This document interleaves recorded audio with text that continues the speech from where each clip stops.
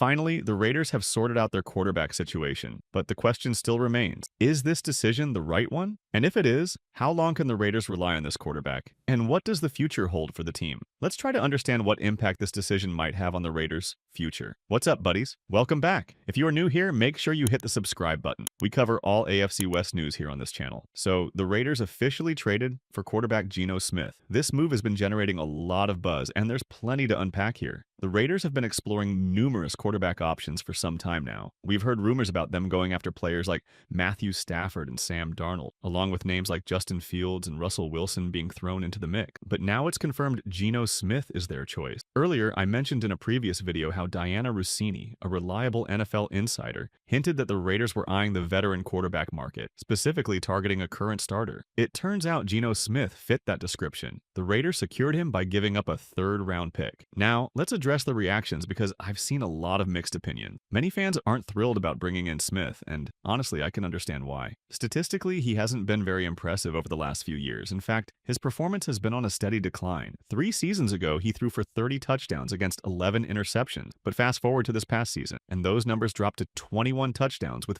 15 interceptions. That's far from ideal. A 21 to 15 touchdown to interception ratio doesn't exactly inspire confidence. And now, on top of that, the Raiders will also need to handle Geno Smith's contract, which adds another layer of complexity to this move. According to Diana Russini, Geno Smith is seeking a deal in the range of $40 to $45 million per year. That's a hefty price tag, especially when you consider the question marks surrounding his ability to deliver in big game. At 35 years old, the big question is whether Geno Smith can lead the Raiders to success and help them take the next step as a franchise. It's a fascinating decision by the Raiders. While Geno Smith has had one standout season, his overall track record is inconsistent. That makes this move feel like a gamble. Is he the long-term solution for the Raiders, or is he simply a bridge quarterback? Could they look to draft a young prospect like Will Howard, or another quarterback in the second or third round to develop behind Smith? These are the kinds of decisions that will define how the Raiders proceed. For now, it looks like Geno Smith is locked in as the starter for this season. Under his current contract, the Raiders will owe him a $31 million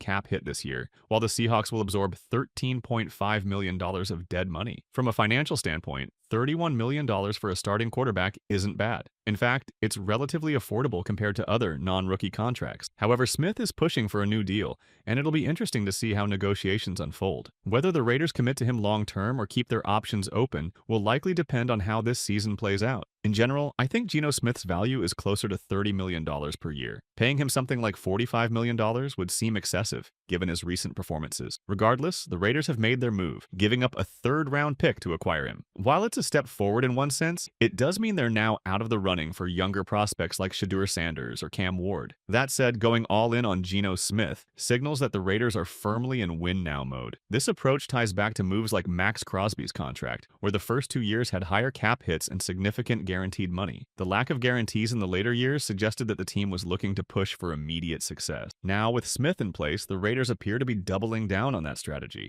The big question remains, can the Raiders realistically win a Super Bowl with Geno Smith? He's not Patrick Mahomes or Josh Allen, quarterbacks who can elevate their teams in extraordinary ways. However, in the right system, Smith has shown that he can be effective. Winning now might be possible with a strong supporting cast and the right game plan. But when it comes to playoff success or going all the way, it's still unproven. Can Geno Smith deliver in high-pressure postseason games? Can he elevate a team to championship contention? Those are questions that only time will answer. For now, the Raiders are betting on him, and it'll be fascinating to see if this gamble pays off. For Geno Smith to find success, everything around him has to be near perfect. He's not the type of quarterback who can single-handedly elevate a team. While having a player like Brock Bowers will certainly help him, the Raiders still lack true game-changing weapons. For instance, there was speculation about potentially pursuing DK Metcalf, but that hasn't materialized. Jacoby Myers is a solid player, but the team still doesn't have a true X receiver who can dominate on the outside. With the 6th overall pick in the draft, the Raiders have an opportunity to address that need. Drafting a true X receiver could make a significant difference. So, can the Raiders win a Super Bowl this coming year? It's possible, but it's going to take a lot of work. The reality is that Geno Smith isn't the kind of quarterback who will carry the team by throwing for 4,500 yards and 50 touchdowns. Success will have to come from a collective effort, especially on the defensive side of the ball. But here it's also worth noting that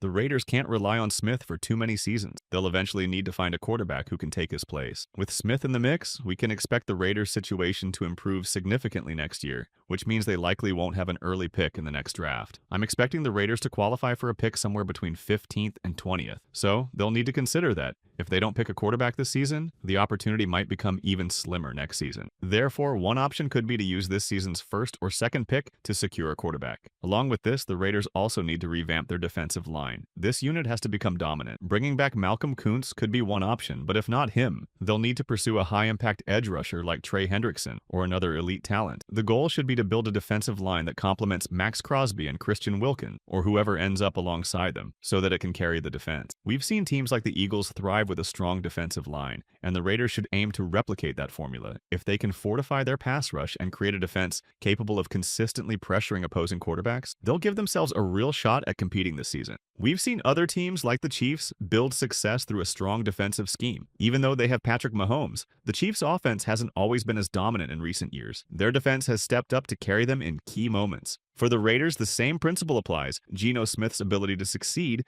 and potentially win a Super Bowl will heavily depend on the defense, particularly the pass rush. It'll be fascinating to see how the Raiders address these challenges moving forward. One area that absolutely needs attention is the offensive line. The recent decision to cut Andre James makes sense financially. It reportedly saved around $6 million.